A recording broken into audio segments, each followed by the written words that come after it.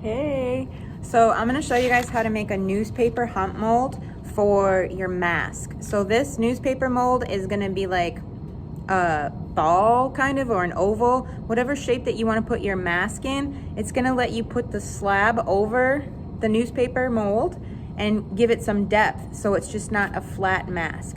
So you wanna start with newspaper, and then we're gonna crush it up into a ball.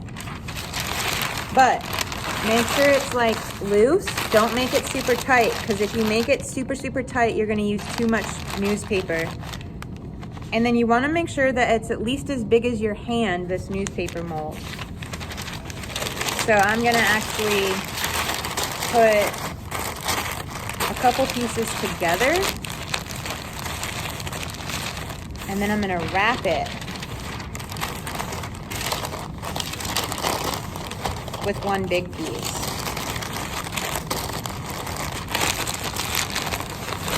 And then you can kind of fold it a little bit.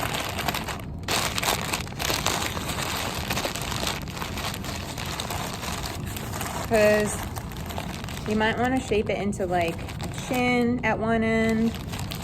Everybody's shape is going to be a little bit different depending on what they're trying to make. Like what shape of your mask. So, I'm trying to think if I want to make it a little bit bigger, maybe a little bit bigger. So you could keep kind of wrapping it up.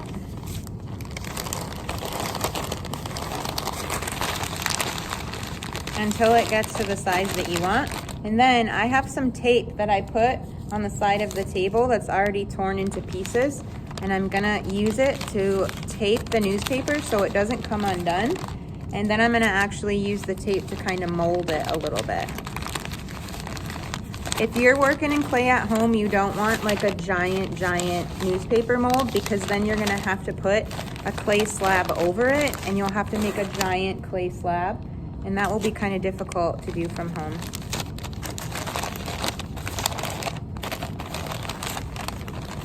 So I'm gonna make this bottom piece, I'm gonna form it into like a chin. So I think the easiest way to do that would be to kind of fold it back. Almost so it's like a little triangle. And then take some of the tape and put it around that part so it sticks in that shape.